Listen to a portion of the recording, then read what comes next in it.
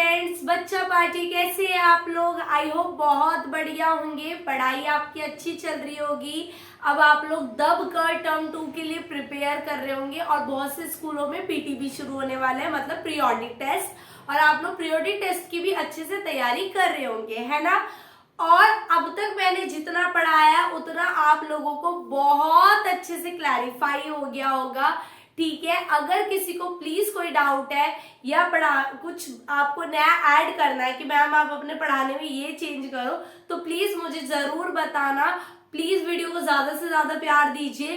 अब हम लोग अपनी आज के वीडियो में हम लोग अपने एक्सरसाइज 8.1 के 3 क्वेश्चन हमारे बचते थे, 5, 7, 8। इन तीनों क्वेश्चन को खत्म कर 5, 6, 7 इन तीनों क्वेश्चन को हम लोग खत्म करने वाले हैं।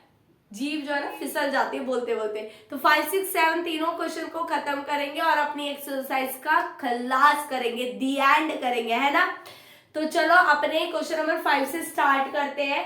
क्या दिया है? पैरेललोग्राम है, एबीसीडी पैरेललोग्राम है। Parallelogram opposite sides are equal, opposite angle are equal, और अपोजिट साइड कैसी होती है? पैरेलल होती है। आपको पी क्यू इस तरीके से दिए हुए हैं और आपको क्या दिया हुआ है? DP is equal to B Q, और आपको शो करना है कि ये ट्राइंगल इसके कॉन्ग्रुएंट है, फिर ये शो करना है ये ट्राइंगल इसके कॉन्ग्रुएंट है, फिर ये निकालना है और फिर एपीसीक्यू को पैरेललोग्राम प्रूव करना है। तो हम लोग अपना पहला पार्ट उठाते हैं कि triangle APD, in triangle APD and triangle BQC, ठीक है। एपीडी और बीक्यूसी, देखो AD is equals to BC, है ना, और डीपी बीक्यू के इक्वल दिया है। और तीसरी चीज क्या फाइंड करेंगे? सोचो, साइड्स तो भाई प्रूव ही करनी है, तो साइड तो हो नहीं सकती, एंगल को खोजते हैं। तो एंगल भाई ये वाला एंगल का इस वाले एंगल से कोई लेना देना नहीं है, कुछ भी नहीं बन रहा। फिर क्या करें? तो देखो बच्चा, ये लाइन इस लाइन के पैरेलल है, तो ये एंगल इस एंगल के इक्वल हो जाएगा, ठीक है। तो हम लिखेंगे अपना AD is equal to BC. ये क्या है? हमें ये लिखेंगे हम एबीसीडी क्या है? एक पैरेललोग्राम, ठीक है, ये लिखेंगे हम लोग। उसके बाद हम एंगल एडीपी को एंगल सीबीक्यू के इक्वल दिखाएंगे। कैसे? Alternate interior angle. आपको पता है AD is parallel to BC, alternate से हो जाएगा। और बीक्यू क्या है आपका? सॉरी, डीपी क्या है आपका? DP is given equal to BQ, ये आपको क्या है? गिवन। आपको 3 चीज बेटा मिल चुकी है। ए बी डी कॉन्ग्रुएंट हो गया बी क्यू सी के, दोनों ट्राइंगल आपस में क्या हो गए बच्चा? कॉन्ग्रुएंट हो गए। किससे कॉन्ग्रुएंट हो गया? एस ए एस कॉन्ग्रुएंसी से, ठीक है। अब सेकेंड पार्ट में प्रूव करना है AP is equal to B Q, तो आप लोग क्या लिखेंगे? बाय सीपीसिटी, ठीक है, ठीक है।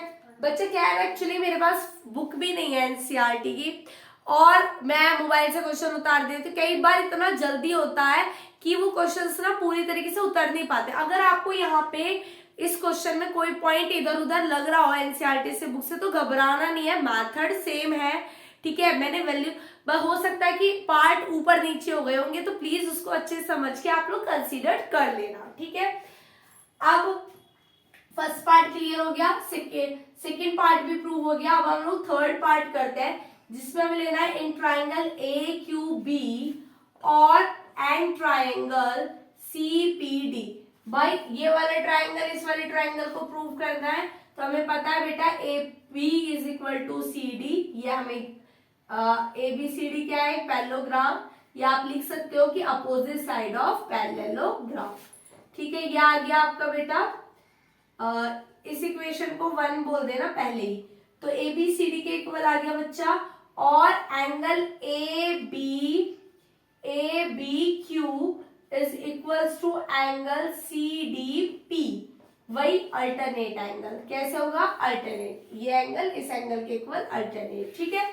उसके बाद आप क्या लिखोगे? वही B Q is equals to DP, ये आपको क्या है बच्चा? गिवन। 3 चीज हो गई, तो ट्राइंगल क्या हो गया? मैं इसको यहाँ पे कर दे रही हूँ। 3 चीज हो गई, तो ट्राइंगल ए क्यू बी जो है वो कॉन्ग्रुएंट हो गया ट्राइंगल CPD के बाय SAS कॉन्ग्रुएंसी से। ठीक है, ठीक है, गॉट इट। अब उसके बाद क्या करेंगे, उसके बाद हमें पता है AQ is equals to CP by CPCT। ठीक है, ये हो जाएगा दूसरी इक्वेशन। अब आपको AP CQ को पैरेललोग्राम दिखाना है। देखो AP जो है वो QC के क्या आ चुकी है, इक्वल आ चुकी है और अपोजिट साइड से इक्वल है, तो वो क्या होता है, एक पैरेललोग्राम। तो फ्रॉम 1 and 2 हम लोग लिखेंगे from 1 and 2 APCQ is a parallelogram. I hope आप लोगों को बहुत अच्छे से क्वेश्चन क्लैरिफाई हो गया होगा, है ना, बहुत अच्छे से समझ में आया होगा। ठीक है, चलो अगला क्वेश्चन करते हैं।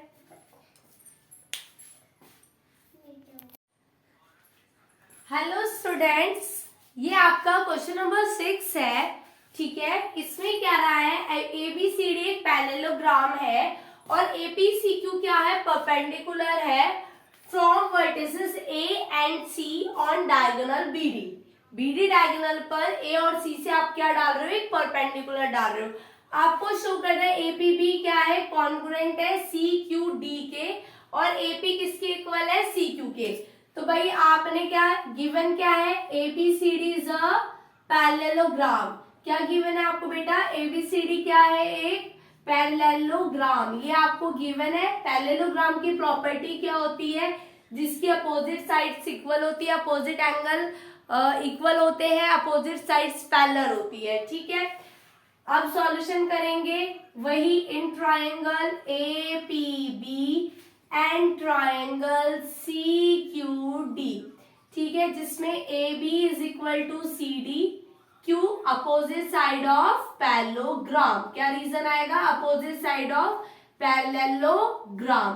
ठीक है, उसके बाद दूसरा क्या फाइंड करेंगे, दूसरा हम लोग लिखेंगे angle ABP is equal to angle CDQ।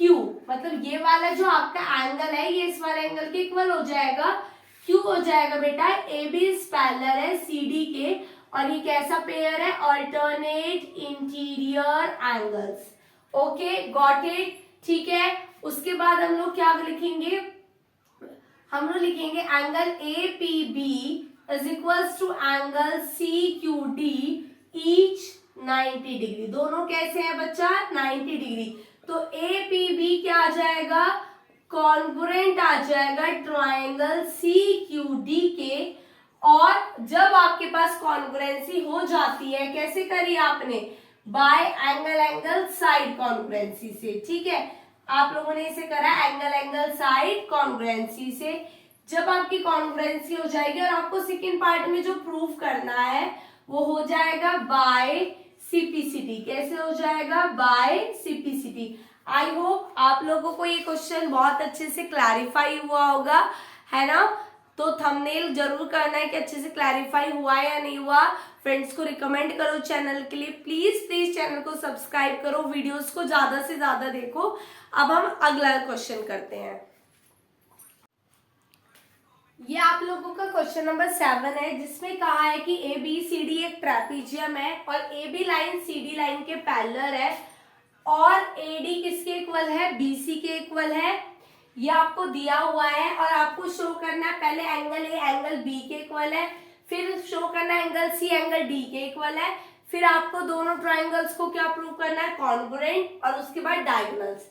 तो पहले अब हम लोग अपने एंगल A को एंगल B के इक्वल प्रूव करते हैं। तो हम लोगों ने NCERT में बेटा आपको हिंट भी दिया है कि आप लोग C से एक लाइन ड्रॉ करोगे, C से एक पैरेलल लाइन ड्रॉ करोगे AD के पैरेलल CE तक।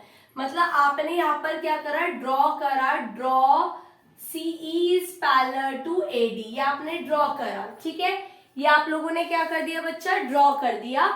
अब ये पैरेलल्स हो गए और AD और दूसरा चीज क्या है कि BC is equal to CE, ये लाइन इस लाइन के इक्वल है। चलो अब अपने क्वेश्चन को स्टार्ट करते हैं। ठीक है, ये सब हमें गिवन था, बुक में ही था।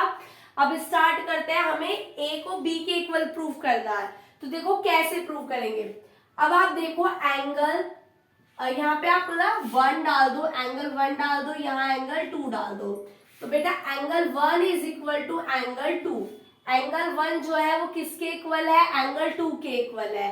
ठीक है, अब आपको पता है कि AE is parallel to CD, तो AECD क्या हो जाएगा, एक पैरेललोग्राम हो जाएगा बेटा आपका AECD।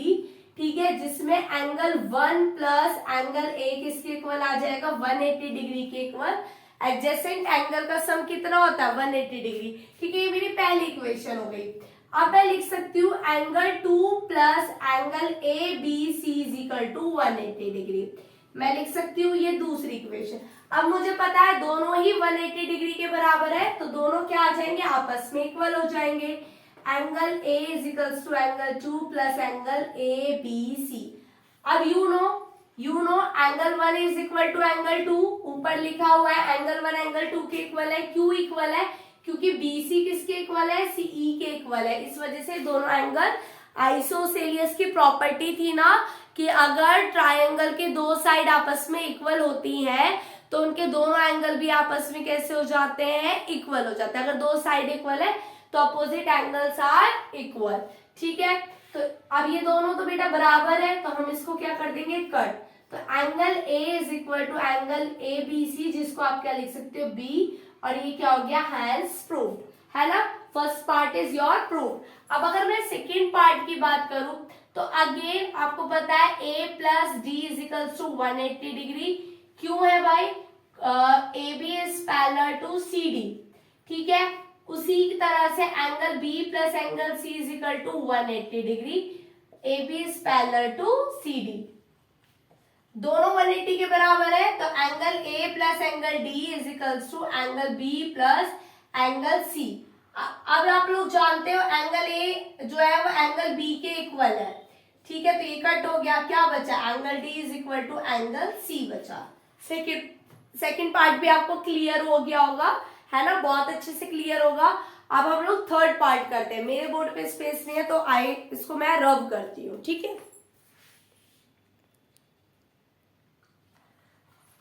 तो अब हम लोग अपना थर्ड पार्ट करते हैं। थर्ड पार्ट में क्या करना है बेटा, हमें ABC ट्रायंगल, मतलब ये वाला ट्रायंगल, ठीक है, उसको कॉन्ग्रुएंट ट्रायंगल प्रूव करना है BAD के, मतलब इसके, मतलब आपके ना कुछ इस तरीके से ट्रायंगल बन जाएंगे। देखो, एक तो ऐसे बन गया ABC, और एक ऐसे बन गया ABD।